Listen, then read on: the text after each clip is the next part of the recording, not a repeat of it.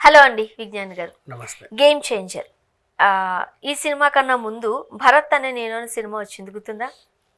ఆ cinema super duper hit అయిన తర్వాత అప్పట్లో మహేష్ బాబు గారు, కొరటాల శివ గారు, కేటీఆర్ గారు వీళ్ళందరూ ఒక చిన్న మీట్ పెట్టి ప్రెస్తో చాలా సమస్యల గురించి మాట్లాడుకున్నారు.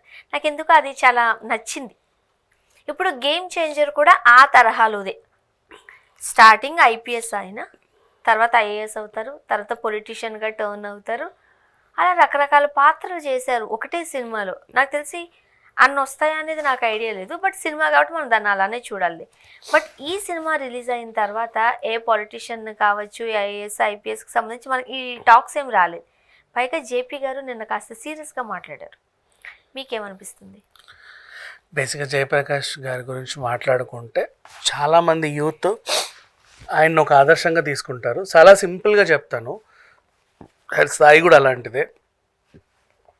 అబ్దుల్ కలాం గారిని ఎంతమంది గౌరవిస్తారో ఈ గ్రూప్ ఎగ్జామ్స్కి ప్రిపేర్ అయ్యే వాళ్ళందరూ కూడా జయప్రకాష్ గారిని అంతే గౌరవిస్తారు.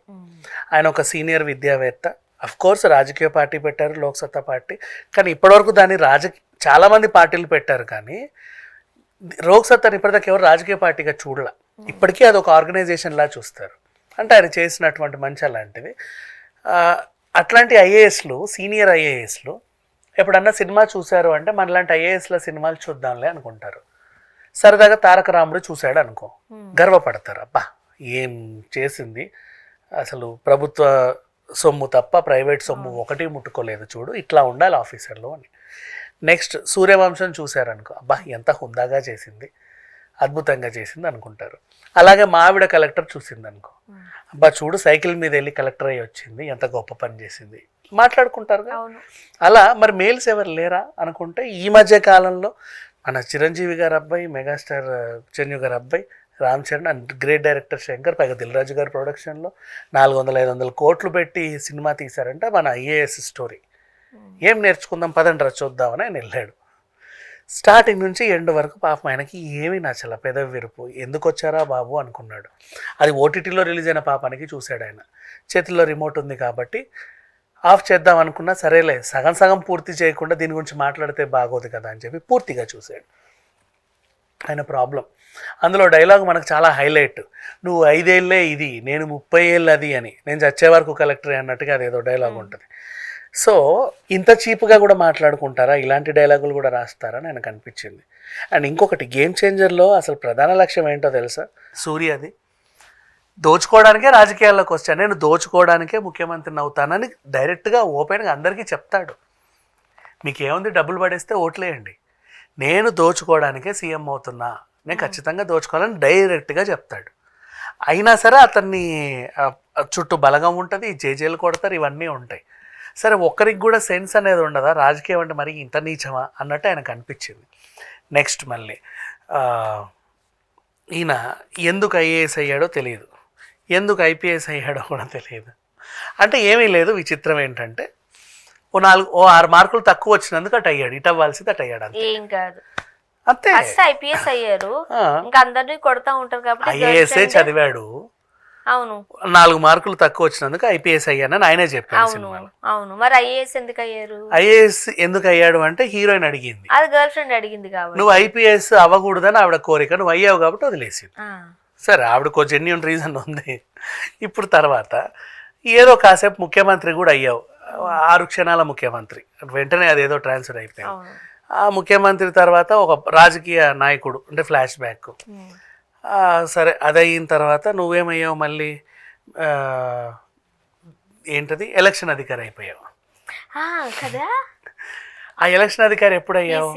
చాలామంది అంటే ఎప్పుడో రేరుగా ఒక ఇన్సిడెంట్ జరిగిందంట, అలాంటి ఇన్సిడెంట్ ఇక్కడ మళ్ళీ జరిగింది. దేశవ్యాప్తంగా ఉన్న కలెక్టర్లు అందరూ అసలు మేము కాదు కలెక్టర్ అంటే ఇతరే అద్భుతమైన కలెక్టర్, ఇతని చూసే మేము కలెక్టర్ అయ్యామని చెప్పుకుంటే ఆయనకేదో ఒక నెక్స్ట్ మెట్ ఎక్కిచ్చారు. ఇంతలా ఎలా ఉందేంటి సినిమా అని చెప్పి జుట్టు పీక్కున్నాడు. ఆయనకి ఏమనిపించిందో తెలియదు, కానీ మొత్తానికైతే నెక్స్ట్ జనరేషన్ ఐఏఎస్ చదివే పిల్లలు వచ్చినప్పుడు మీరు ఎలాగైనా అవ్వండి కానీ ఇలా మాత్రం అవ్వకండి అని దీన్ని ఒక ఎగ్జాంపుల్గా చెప్పుకుంటున్నారు. అంటే గేమ్ చేంజర్ ఏమైందంటే నెక్స్ట్ జనరేషన్ ఐఏఎస్ అధికారులకి ఒక ఎగ్జాంపుల్ అయింది, మనం ఇలా అవ్వకూడదు అని. అంటే ఇంత గందరగోళంగా అవ్వకూడదు. అసలు ఇలా అవ్వరు బేసికల్లీ, బట్ దాని ఒక ఎగ్జాంపుల్. అంటే యూత్ ఎందుకు తను పర్టికులర్గా చెప్పారు అంటే, శంకర్ గారి సినిమాలు చూసి మారిన వాళ్ళు చాలామంది, లంచం తీసుకోకుండా మారిన ప్రభుత్వ ఉద్యోగుల్ని చూసాం. నీ ఆటోలో ఎవరైనా పర్స్ మర్చిపోతే తీసుకొచ్చి మీరు మర్చిపోయారండి అని ఇచ్చే మహామహుల్ని చూసాం. ఇట్లాంటి వాళ్ళు మారిన వాళ్ళు ఉన్నారు. సమాజంలో చాలా గొప్ప సేవ చేశాడు సినిమాల పరంగా. ఇది కూడా సేవ లాంటిదే అని చెప్పి పొరపాటున ఎవరైనా చూస్తారో మీరు కూడా చూడకండి అని చేసి చెప్పాడు, సింపుల్గా చెప్పాలి అంటే. అండ్ ఓటీటీకి వచ్చింది గేమ్ చేంజర్. ఇప్పటి వరకు ఓటీటీలో ది బిగ్గెస్ట్ అదేంటిది మైనస్ ఈ సినిమా అంటే, ఓటీటీలో రిలీజ్ అయిన ఒక 500 కోట్ల బడ్జెట్ సినిమా ఎవరు చూడట్లా.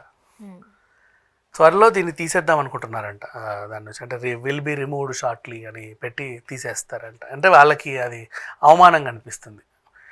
ఉన్న ప్రతి సినిమాలు కూడా కనీసం 1-2 క్లిక్కులు పడుతుంది, దీనికి అసలు పడట్లా. కానీ డబ్బులు పెట్టి ఆల్రెడీ కొనుక్కున్న తర్వాత ఇచ్చేస్తే గుడ్ విల్ అనేది కూడా ఉంటుందిగా. ఇలాంటి సినిమాలు వీళ్ళు కొంటున్నారు అని తెలిస్తే నెక్స్ట్ అమ్మేవాడు కూడా అమ్మడుగా మంచి సినిమాల్ని. వీళ్ళు ఏది పడితే అది కొంటారు అని అలా ఉంటుందా? మరి గుడ్ విల్ అండ్ రెప్యుటేషన్ కూడా. ఇప్పుడు నెట్ఫ్లిక్స్కి చాలామంది నెట్ఫ్లిక్స్లో సినిమా స్ట్రీమ్ అవ్వాలని కోరుకుంటారు. అంటే అదొక హోదా. ఇప్పుడు నెట్ఫ్లిక్స్ ఏది పడితే అది కొంటుందంట అంటే నీకు ఆ గుడ్ విల్ రెప్యుటేషన్ పోయినట్టే. ఫర్ ఎగ్జాంపుల్ చెప్తున్నా. అట్లా వాటికంటే కొన్ని ఉంటాయి. కొన్ని ప్లాట్ఫామ్స్ అన్నీ కొనేస్తాయి, ఏవేవో ఉంటాయి కొన్ని చిన్న ప్లాట్ఫామ్స్, అన్ని సినిమాలు కొనేస్తాయి. యూట్యూబ్ లాగా అన్నీ కొనేస్తాయి. అలా కాకుండా వాటికంటూ రెప్యుటేషన్ ఉండాలి కదా. సో ఈ మధ్య కాలంలో ఇంత నెగిటివిటీ సంపాదించుకున్న సినిమా ఏదైనా ఉందా అంటే అది గేమ్ చేంజర్. ఎక్కడెక్కడ ఐఏఎస్ ఆఫీసర్ల వరకు కూడా దాన్ని తిడుతున్నారు అంటే ఎంత నెగిటివిటీ ఉందో అర్థం అంటే శంకర్ గారు కథ ఎందుకు అలా రాసుకున్నారు? లేదు, ఆయన రాసిన కథ అద్భుతం. టిఎన్ శేషన్ గారి కథను తీసుకొని ఆయన రాసిన కథ అద్భుతం. కార్తిక్ సుబ్బరాజ్ అనుకున్న కథ అద్భుతం.